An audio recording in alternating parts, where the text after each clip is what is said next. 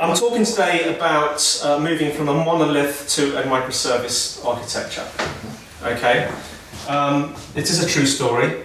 A little bit about me. My name's Andy White. Those are my credentials, andywhite.org.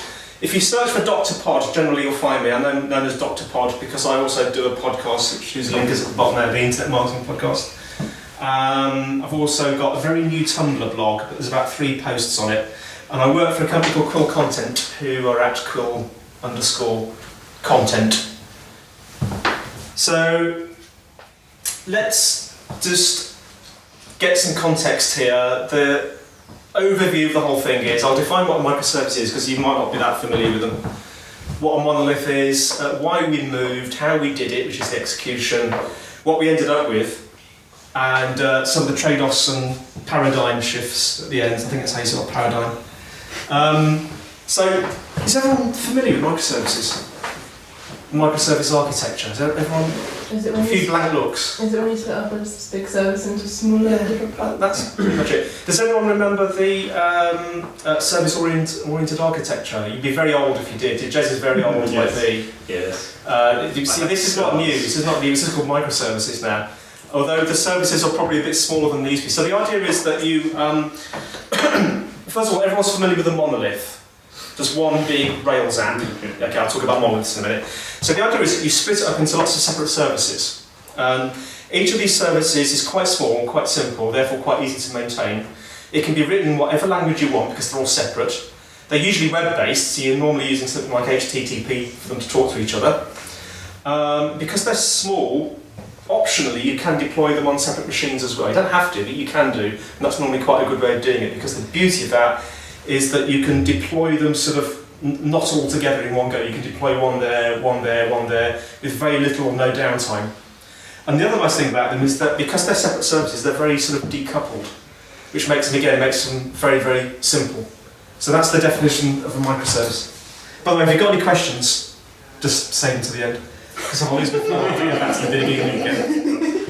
This is really bad because you can see what's coming up, can't you? So let's talk about the monolith. So just a little bit of background. Quill Content is basically what they do is they create content for people. They create content for clients. And that content can be editorial, can be videos, it can be funny little graphics that move. What are those big long graphic-y things? What's the name? Infographics. Infographics. So do stuff like that, videos, I said that twice. And what WMS is, that stands for Writer Management System. It's a system that evolved over the years in Rails. Got pretty big and is still pretty big. It's still in use. So it's Rails. It's MySQL as a database. 77,000 lines of code. I mean, to me that's quite big. Is that small to anyone? Does anyone know any bigger ones? There probably are bigger ones out there, but it's pretty hefty. I've no idea what ours is, but it's plenty more than that. It's scary. Yeah. So yours is a super monolith. Let's not call it super. It's a mega monolith. 66 controls, under 34 models. 97 tables, 11 people over the years have maintained it. There's not 11 people now, and it takes over an hour to run the specs. Anyone familiar with that? It takes over an hour to run the specs? At worst, we had, including queues, ours was taking 12 hours for a full spec run. Okay, this is a mini monolith then. So we split it over 20 workers on Travis. Wow. I'm not doing continuous delivery. Okay. Considering, wow. So the essence of it is, these are just the main areas of the system. You have a brief where the client says, I want this, that, and it's got to be this tone of voice, etc., etc. This is supposed to represent an article. You have articles, writers. It's all task-based, so writers get these tasks. The writers are basically all over the world, so they can log into this system and get tasks and do stuff. And then probably the most complicated bit, scheduling. It's basically putting deadlines and stuff on it. So that's basically the essence of what it does. And like all bits of code, there's some really nice bits in there. Those are mainly the bits I wrote. There's some really complicated bits, and there's some really weird bits. Most of the weird bits were around, actually bizarrely, messaging and scheduling. They were the worst bits. Messaging as in a tool for users to message each other, or? No, it's just sending emails. It was just written in a really strange way, but it was really complicated. But I think the thing that made it really difficult to maintain was that it was actually trying to be too clever. So a lot of the business rules were kind of baked into the system. I don't know if you've ever seen this before, where you go to the users and you kind of, yeah, I screwed that up, isn't it? Giphy, everyone knows Giphy, brilliant. So you go to the users and they say, oh yeah, it needs to do this, this and this, and you bake it into the code and you try and make it really, really clever. And most of the time it works fine, but then then you get a user going, well actually in this occasion we don't want it to do that, we want it to do this. And then it all goes horribly wrong and you try and debug it and it's just a load of pile of spaghetti. So it just became, I have this really annoying phrase that I keep using in the office called the complexity event horizon. You know, with an event horizon, the closer you get, you sort of get slower and slower and slower, and then when you get to it, any outside observer just sees you sort of falling into the black hole. That's kind of where we were with the complexity of WMS. It was getting to the point where we couldn't really maintain it. So let's talk about the motivation to move. That's supposed to be someone wondering why. It's Barak, isn't it? Looking really weird. Yeah. A few reasons. Quill has been through a sort of an evolution. And when I joined, 2 years, 3 years ago, whatever, we were still using WMS. We had a certain CTO there. And it slowly became apparent that we might start letting sort of outside people use the system, use WMS. And that was becoming more and more strong. And then we had a new CTO in,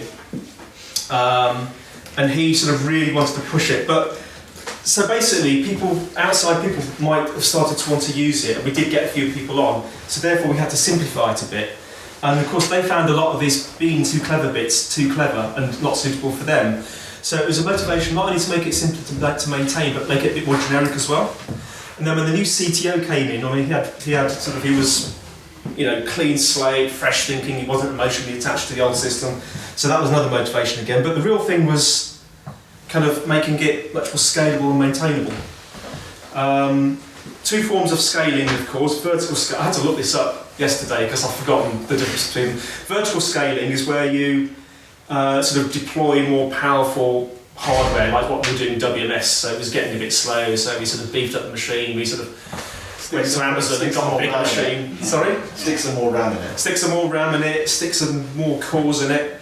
But there's only so far you can go. We wanted it to be horizontally scalable, which is different. That's where you have a service and you just rubber stamp the service, so you have multiple services with a, sort of more of a load balancer. So that's kind of where we wanted to go with it. And also we wanted better fault tolerance because we were having, as WMS got bigger and more complicated, it was getting a bit unreliable. And you know, of course with the monolith, if it falls over, it all falls over. It doesn't, not just a bit of it, it just completely stops working. So, you know, we didn't want to be there really. Speed of development was another big one. If you've got smaller modules that are simpler, you have more productivity. And as I say, the monolith was getting unmaintainable. So how do we do it? Well, what we didn't do was make it all happen in one go. That probably would have been the worst thing to do. We sort of built it in bits. So the strategy was we sort of built onto the side of it, if you like. So we had the monolith here, and then we started to build bits on the side. So if we look at my wonderful drawings, which I've just photographed from my notebook, but never mind. That's the monolith, that typical Rails stack with the sort of UI at the top and the controllers, models, etc. The database, I should have put RDS there because we were using RDS with MySQL instances. So that's what we started off with. The first thing we did was it already did have a small API, but we beefed up the API on WMS so that other things could latch into it. Most of those were to do sort of around authentication and users and stuff like that. We use OAuth. And once we got that, we then sort of did the first bit of sort of microservices. Now I'll explain that structure. See that 3-level structure? I'll explain that a bit better as we go. But what we've got here is that thing at the top. It's just what they called it, Naboo. It's like the UI. I'll explain the technology behind it in a minute. It's basically a JavaScript system. And then that middle layer, which we tend to call the public APIs, we call it the produce API, and it's all to do with like briefs. Because remember I told you we had briefs in the original system? Well, this kind of replaced briefs and articles. So it was all about, we called them projects instead, a bit more generic. We still had articles, but that you could just like, they could be a Word article, or they could be an Amazon article, or not Amazon, a Google doc. So it made them much more generic. And then the one at the bottom, the project services, the services, I've only put one here, but sometimes there may be more, and that's like the next layer down. So that middle layer was like kind of that abstraction layer, and then the layer at the bottom are the very specific kind of microservices. And they all talk through the API for authentication. And then this thing here that I've called the LUS is the lookup service, a discovery service, which you need if you start to have lots of different machines. And I'll explain the technology behind that as well in a minute. And then at the bottom, we used MongoDB. So each service had its own separate MongoDB. Mongo Lab was the provider we used to host the MongoDBs. Really threw me when we first started using a document database, because I started off with Oracle and then MySQL, and I didn't think databases existed which didn't have tables in, relational databases. So I just couldn't get my head around a document-based database. So feel free to ask questions about that at the end. So then we just kind of sort of rinsed and repeated in a way. That dotted line at the top, by the way, the reason I put that dotted line is to indicate that although these are like separate bits of the system, they all hung off the same menu, so to the user they looked like they were using the same system. So it looked quite thin. Next thing is we produced this, what we called it the resource module, and that was all to do with people and writers and things like that. And again, it had the same sort of architecture, and it had its own MongoDB at the bottom, and of course it was pointed to by the LUS, and we just carried on like that. A couple of things worth noting on this one is that at the top we had another service, it's called Anshar. Again, it's a sort of JavaScript-based system. It's all to do with like getting the sort of sorting out the session cookers and things for the different logons to the different part of the system. Because we were having problems with like you'd be in the Naboo bit, then you'd go back to the WMS bit, and suddenly you'd be logged out. Because your session cookers were being blatted on the way back into the Rails app. So we sort of built this other layer to sort of smooth all that out and make it work properly. And the other thing that I'll point out is this thing here. Has anyone heard of NSQ? Yeah, it's a queuing system. Yeah, really, really fast. So basically NSQ is it's a messaging system. So you can squirt a message at it, and then again I'll drill down into the detail of it later, but then what that will do, anyone that's registered that is interested in that particular sort of message, it immediately throws it out to whoever's interested, so it's like a pub sub. It's like really, really fast. And that was a great way for a lot of these services to communicate with each other, but without being tightly coupled to each other. So it was a really nice way of doing that. Sorry, I do start to spit when I get excited. So let's drill down into the technology stack a little bit, which is basically this. So it talks about that service discovery layer at the top, what I called it the LUS, the lookup service. That is made from a thing called console, and console template, and HA proxy. You've probably heard of HA proxy, especially a sysadmin. You're a sysadmin, aren't you? HA proxy. Sysadmin. Yeah. Then we've got the UI level. So it's basically HTML, obviously, JavaScript. Who's heard of React? Yeah, good. Flux? Good. Node? Excellent. So I managed to say JavaScript without getting hit in this group, which is excellent. That's good. And then we've got that public API layer I was telling you about. That sort of aggregates all the things together. That's written in Go. Anyone use Go? Tiny bit. Oh, damn. You're grimacing. Do you not like Go? No, that's all right. Yeah, it's very C-like. It's really fast though. Go is really... Why Go? Because it's very good with sort of like concurrent processes. And we wanted that because sometimes you need to grab something from one of the services, and as soon as you've got that back, you might want to grab 6 other things from some of the other services to enhance the data, to build the data up. And it's nice if you can do that in parallel. It's really, really quick. Were these things that you used before, or the CTO? No. Oh, CTO had experience with these, yeah. Right, yeah. We haven't yet to learn it on the fly. Yeah. Yeah. Then the next layer down, which are the real sort of microservices, they're written in, everyone heard of Grape? It's a Ruby, it's a gem actually. It's just for doing API, it's really nice. It makes it really nice and simple. And then, as I said, the persistence was MongoDB, and then we have this message bus at the bottom. I put it at the bottom, it's not really at the bottom, it's kind of everywhere, called NSQ. So let's drill down into the service discovery and routing. What I'm actually going to do, I'm just going to flick straight through to the next slide because I think a picture tells 1,000 words. So, has anyone heard of Console? Yeah, I'd never heard of it. It's just amazing. Like, you've obviously got bags of experience with it. Yeah, it's a DNS with a web API. A clustering DNS with a web API. So it has key value pair like a database in it, doesn't it? Yeah. So basically, services sort of just like deployed a service. It wakes up and it goes, "Oh, well, hello console. I'm Foo, and this is where I am." It sort of registers itself with console, and then the console template, which is another little thing that was written, looks at that and it makes a config file. It can make any sort of file that HA proxy reads. So basically, a request for foobar comes in, and because of that config file, because of console, it knows where to redirect the person. So you can have as many of those services as you want, and of course a lot of load balance between them, courtesy of HA proxy. So that's how the lookup service works. Are you finding this interesting, by the way? Because I know you're all Ruby people, aren't you? This is not Ruby. Then now the UI. So I've talked about JavaScript. The React.js library is maintained, if I remember correctly, by Instagram and Facebook. And it's quite clever because what React does is it's to speed things up, because writes to the DOM are really expensive. So what it does is it sort of has this concept of a virtual DOM in its head, and it changes that, and then it compares it with a real DOM and looks for the differences, and only updates the differences in the real DOM. So that's how it's supposed to be a lot faster. That's basically what it's doing, and it's often used with Flux, which is a way of, again, it's not really a plugin, it's more of an architectural pattern.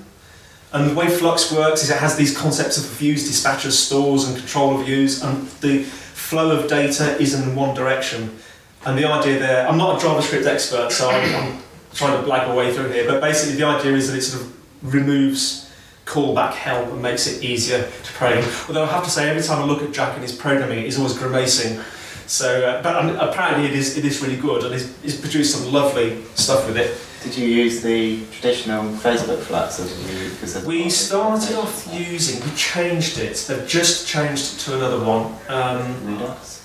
Yes, I think it is. Yeah.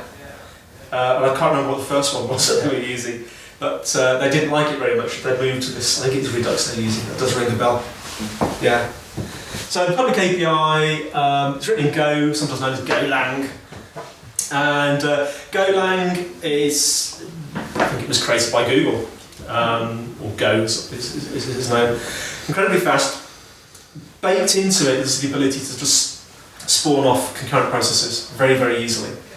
So it's ideal for being that top level that aggregates different services. So I'll try and give you an example. Let's say you want to get a project from the produce API. So you go down to this top level thing, it goes down to the project service and gets a project.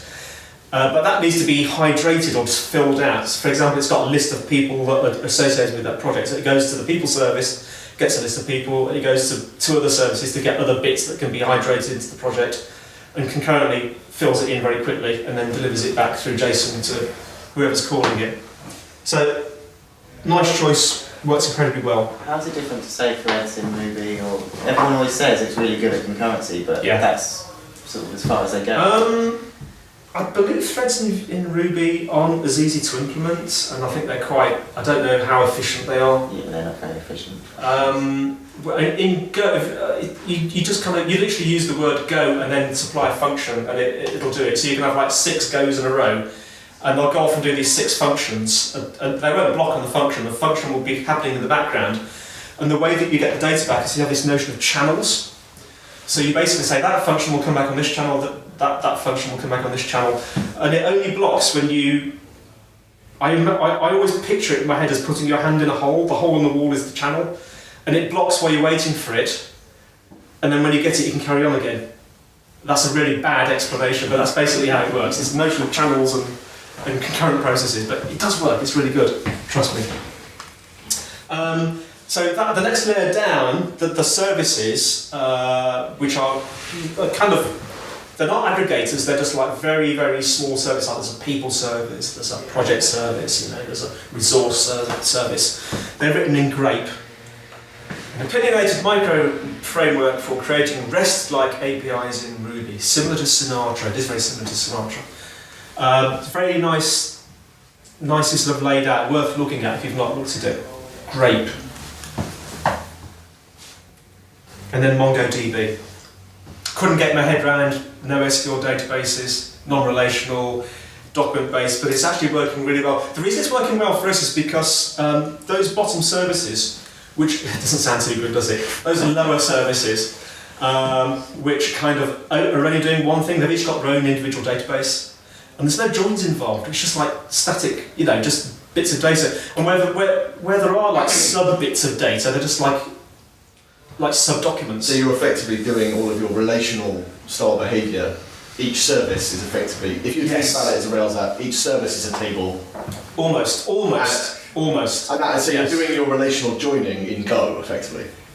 Yes, and that changes the way that you get your data from the services, because it's all about getting them in aggregate now. So because otherwise it'd be really, really inefficient. Yeah. So you're now getting like a whole raft of people that are associated with this project and stuffing them all in at the same time. Rather, if it was in a Rails app, it would just be individually getting that person. But you're now doing it in a different way. But it makes them very nice and decoupled. NSQ, so it's a message burst, very high speed. It's actually written in Go. High availability. It kind of looks like this conceptually. So the NSQD daemon has topics, and you can publish a message to that topic. And anything that is listening listens on a channel. So basically, for example, a topic might be, I've just created a workflow, for example. And you might have a service that says, well, I'm interested in workflows. I'll register to that, and several services may register to that. And when that message comes down, NSQD guarantees to deliver that message at least once, possibly twice, but at least once to whoever's listening. And that's a very, very nice way of decoupling the system. So no service, I'll say mostly, I'll caveat with mostly, knows about the other services apart from those aggregators at the top. There are exceptions to that rule, but generally they don't know about each other, which is nice. So that's the general overview, as I said before. UI at the top, then we got this, there is no JS there, which I omitted from the original diagram, that goes with the UI. Then we've got the public APIs, mostly written in Go, or all of them written in Go. And then one, sometimes more services underneath, each with their own MongoDB. So there's that's how the slices were built out. Now, I just want to talk about deployment, because the thing about moving to a microservice architecture is that you do have to change the way you think, and deployment does change quite a bit. And the tools we use for deployment, we all know Git and GitHub, don't we? So we make a good use of Docker. If you don't know what Docker is, it's basically a way of, I'll tell you, I've got a slide for it, but it's a way of wrapping up a process, a bit like a virtual machine, but much, much lighter weight, and then just squirting it into a machine and kind of off. It's called Docker because it's like a concept of a container. There's a big container, you see cranes moving. And Docker is a nice little script that sort of turns it into a poor man's Heroku. So it's so that you can just do a git push to it, and it'll magically, and about a minute later, whoa, it's up and running, it lives. Crane, it's one of the internal tools we created to actually sort of automate Docker and Docker a bit. And then I'll talk about hosting as well, because that's quite interesting. So yes, GitHub, Octocat, we love GitHub. So I just put these two diagrams in to kind of give an overview of how Docker and Docker work. So on the left there, sorry, yes, it is the left, yeah. That top one there is kind of how a virtual machine works. So you've got the kernel, everything in a virtual machine. The one just below it, those are Docker containers, but they're sort of within the kernel. So they don't have to worry about, they don't contain the kernel itself. All a Docker container has in it, effectively, is its own copy of the file system, although it's kind of virtual. Its own processes, and a start and stop button. Think of it as like a big Lego brick. And you can put ports on it as well. So it has its own ports. And what Docker does, if you come over here, Docker basically gets a git push and sort of on the fly, by the way, this is an instance that you've fired up in Google or whoever you're using. It fires up a Docker container that you've already predefined. It also gets some stuff from console. Remember I talked about console, some environmental variables, and then just presses the start button. And hey, that's how you deploy it, git push. It's fantastic. Hosting. We didn't originally go with Amazon S3. I think it was because of cost. I think we worked out it was going to be quite costly because we've got upwards of 15 or 20 services now. So that does build up. We were with DigitalOcean for a while, and they were okay, but we kept having problems with network connectivity. The nodes kept losing connection with each other. And now we're with Google Cloud Platform, which is really nice. So we're having good success with those. So, microservices, it's a big consideration who you're going to host with. You want something that you can fire up instances nice and quickly, nice and reliable, and it just works. So let's talk about trade-offs and paradigm shifts.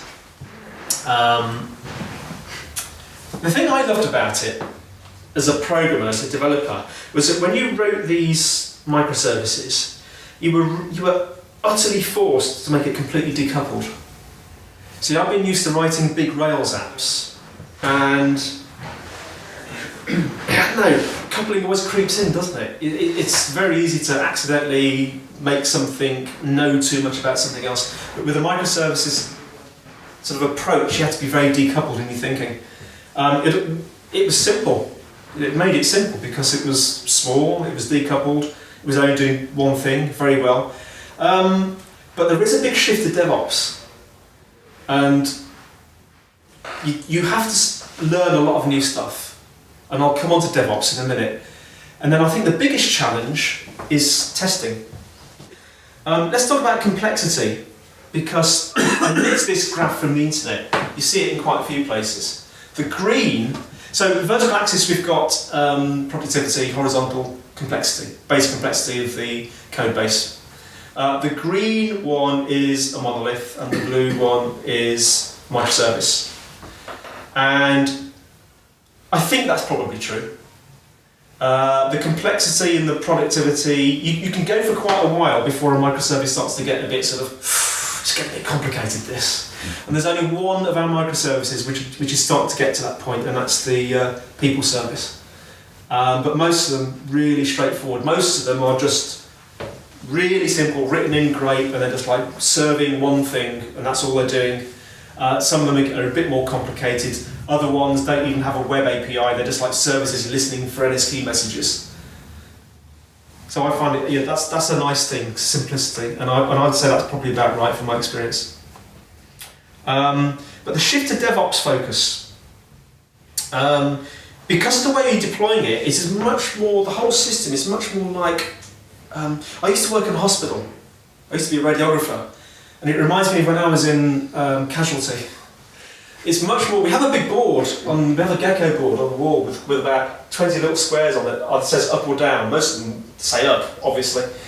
And it's more like coming in there, taking the blood pressure, is that one? We're getting a few 500s on this process, what's going on here?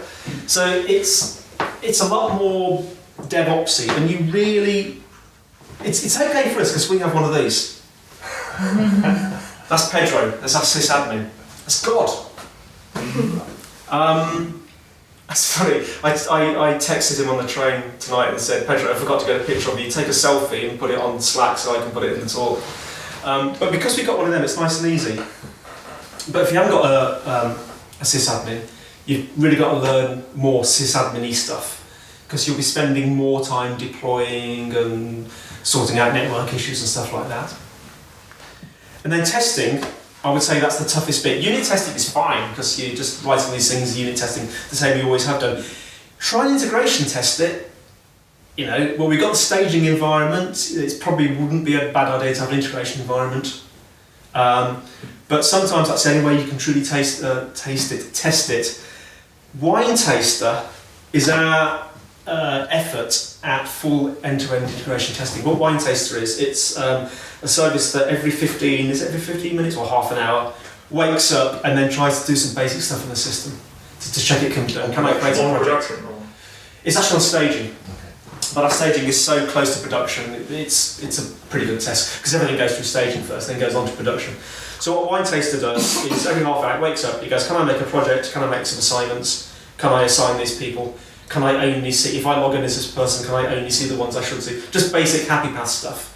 It just wakes up and says, can I do this? And so far it's been pretty good. The only times it's failed is for genuine reasons. So, you know, integration testing is a challenge, but it can be done. That's our gecko board. That's Wine Taster, that's Floyd there. When it's happy, it's like that, and when something goes wrong, there's a picture of lots of wine spilled over the floor, so you can have fun with this thing. Anyone used gecko board before, by the way? It's really nice. Yeah, you've used it? Yeah, it's nice. Yeah. So, ubiquitous logging and monitoring, essential. Where's it coming off? Where's the logging? So each of the services, we always build them. Having said this, I built one today that didn't have this, but as a rule, it has an endpoint, which is like a health check endpoint, and it comes back with a pile of JSON, sort of yes, I'm healthy, no, I'm not, and a list of dependencies that some depend on other things like the database is up, it's down. So what that is doing, if I remember correctly, is it's every minute or two, it's pinging every server saying, are you healthy, are you healthy? First of all, are you up? And secondly, well, it's good that you're up, are you healthy? And it's basically looking at things like that. They don't all do that. The up-down ones do, then we've got some more here that are looking at things like, you know, how many 500s, how many 400s in the last hour. So, absolutely essential. Logging, we use Papertrail for logging. Anyone familiar with Papertrail? So the way Papertrail works is it just, on each of the servers, each of the services, you have a little daemon which grabs all the logs and squirts it into Papertrail. The nice thing about that, you can go to Papertrail and go, right, I want to search all the logs for this string, and you can just like see them all really quickly. It's no more than about 30 seconds late. Drain it all into one. Just drag it all into one place, yeah, which is absolutely essential. You know, if you're trying to troubleshoot and you're having to log into separate servers to see your logs, oh my god, it's a nightmare. So Papertrail, really good. And that pretty much wraps it up. I wanted to do an epilogue. Anything I can think of is, well, we like it, you don't have to do it. There's no silver bullet, you don't get anything for free, and your mileage may vary, but for us, microservices have worked really well. So I hope you enjoyed that. Thank you. I'll take any questions if anyone's got any questions. So I have a question. So without the giant monolith, Yeah. would you have known what to break things into, do you think? That was my biggest thing at the beginning, because when our new CTO joined, he said, right, we're going to go for a microservices approach. First thing out of my mind was, my God, how do you split this thing up? But I was thinking of WMS the way it was, whereas the new CTO was thinking, what do we actually need? And he was thinking in a more generic way. So I think he kind of led the way we split it up. And it was a case of getting what WMS has got and sort of duplicating it, but making it more simple in the process. And where we need to go through the API to WMS to get bits and bobs, but not great. There's not many of those links into WMS. Largely just keep it as a separate thing, hang it off the menu, and all of a sudden you just saw this much more slick, simple sort of interface that just felt a lot nicer than the old system. So in answer to your question was how did you know how to split it up? Is that right? Yeah, it's for me it's more about domain knowledge than it is about the particular app, or it's the experience of building something for a number of years. Gives you more of an instinct about where to cut. Yes. I think it's very different. I think for people who microservices works for, I think often it works because there's a big thing that they're looking at going, how do we cut this up? Whereas you tend to see lots of people, well, not lots of people, you tend to see unwise people going straight for microservices. And missing the, like you see on that graph, the early benefits of the big thing. Where you know, and it's much easier to move code around inside one code base than it is to move it around 5, 6, 7, 10, 20. You know, if you get it wrong. And you always end up with the microservice that is a monolith sitting right in the center, and all other microservices are just like tiny little things, sort of like floating around this. We see ours is different because ours are all over to the side, you see. So you draw the diagram. Yeah, ours are fine. You should draw the Like, boxes related to the lines of code. yeah. You know, like the size of the box of the monolith, of the microservice, and if they're all about the same size, or maybe one's a little bit bigger. Yeah, I think if I did that, I wouldn't be able to get the scale right. I'd have to use a magnifying glass. But these are the microservices, little tiny little dots on the side of it. I'm working with some Oracle developers at the moment, and it's strange how all of their microservices match a table. And I'm like, Well, that's one way of doing you're it. building a database here. Are they trying to do yeah, joins because- across HTTP? It's not going well. But I did a previous system where we broke it up and we gave each microservice like a name and a character, Yeah. and they had a thing to do. Yeah. So we had a thing that was the postman that went off and delivered things to people. Yes. There's a thing that Yeah. ran the production of the reports. Yeah. And there was another thing that prepped data. And it was really easy to say, oh, well, the postman shouldn't be doing that. Why are you Yeah. putting that work in there? So you made the names very, very verbal. Gave it a name, gave it a person. Yeah. name. But It's when also you knowing how call- to sharding's the wrong word because that's database oriented, isn't it? It's knowing how to split them up into silos of functionality. Yeah. And that's kind of what our new CTO helped us to do. I mean, 'Cause you got- we were so into the people, all I could see was a part of spaghetti when I went to the this. So, where do you split this thing, you know? And that's what I was saying, that it forces you to write things that are very, very decoupled, and they do one thing very, very well, and just know where those relationships need to be. Most of the time, they're just pulled together by the aggregator at the top. So, you know, I think the one that has the most has only got about 3 microservices underneath it. So it knows about 3. It's just pulling 3 things together, but they each do separate things. So that you don't get this sort of wide fan. They're all quite narrow sort of silos going off the side. Does that answer your question? Yeah, no, I think it's in it because we've so the previous administration at work, they were very let's build some microservices, and for us, you know, we're on a house trip. It's like Airbnb, so it's a fairly straightforward e-commerce. You know, it's pretty straightforward. So actually, for us, the only reason they broke the microservices out was because the Rails app got so bad. Yeah. And actually, if I had unlimited time, I'd pull the couple of things that we have that are apps, I'd pull them back in. Yeah. Because e-commerce Rails is like the sweet spot for that, really. Yeah. You know, Shopify runs. Yeah. It's pretty much one massive Rails app. But depending on, you know, the architecture works for us, and actually the microservices they're getting the development doing, it's a huge pain in the ass. Yeah. Good God, it's a pain in the ass to get like 5 different terminal windows to get the whole bloody thing running so you can do a search. You know, it's like Yes. Yeah. There's just one question. Yes. You might know. What's the question? We have microservices at work. We've got probably about a dozen. When you call one service, it calls another, which sparks off all this stuff, and then the last one fails. How do you guys roll back? Like this is the one problem that Roll back, you just fail.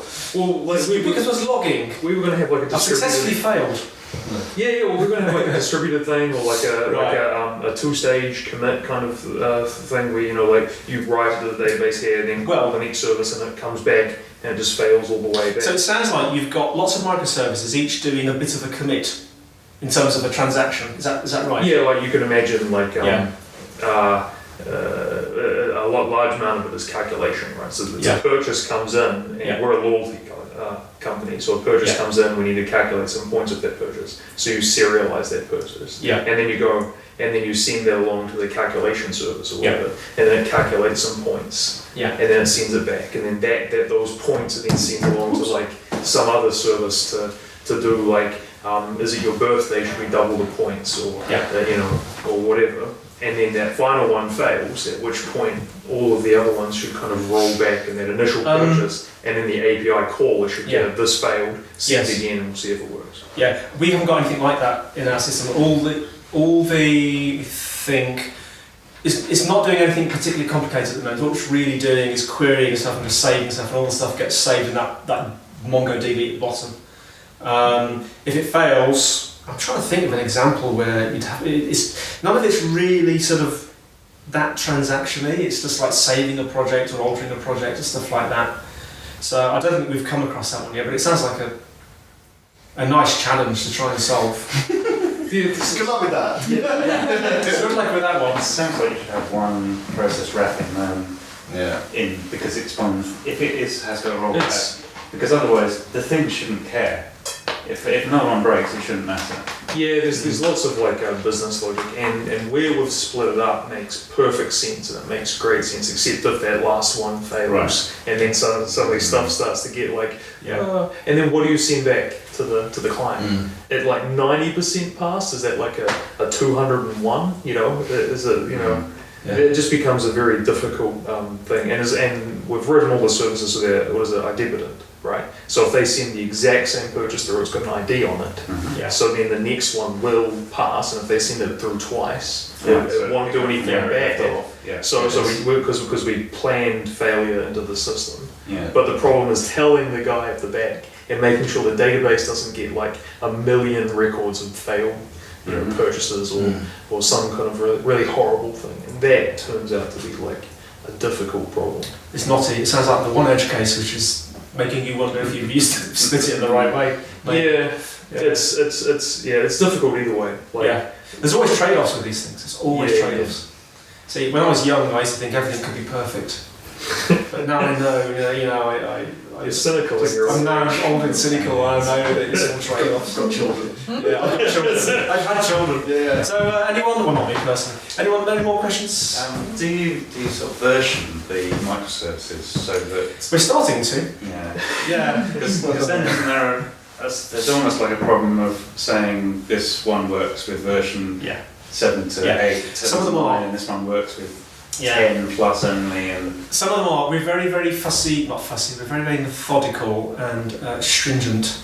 That when we make changes to our microservice, they are non-breaking, so they won't break anything that exists. We are slowly moving to more of a version. I know a number of them are versioned. With a little V1, V2. I actually prefer them in the URL. Some of them aren't. I could see in the future we'll probably gradually move to a versioned way of doing things. And will you have more than one version live at a time? Or It's possible, yes. I mean, we might even be testing stuff, like trying stuff out. That's the beauty of microservices. You can very quickly create a service and just see how it works in staging or something, and see if it's working properly. Because that's the famous that Facebook example where they put it live, but only for a few people. Yes. And then if it works, and then you make more people see it. Yes. It sounds lovely, but when you start explaining to DevOps doing more than one thing live at a time, they start, you can't do that. Not out Pedro! It won't be tested. That's not Pedro, the previous picture. Anyway, I love your show though, it reminds me of a colour blindness test. Can you see the dolphin? 7. Yeah, shall I see a dolphin in there? No, I'm red green deficient, I can't see anything. Any more questions? Should we call it a day then? Okay, shall I switch everything off? Yeah. Cool. Thank you. Do you have another question? No, I want to show them a project. I'll show you how we do integration testing. Oh, okay.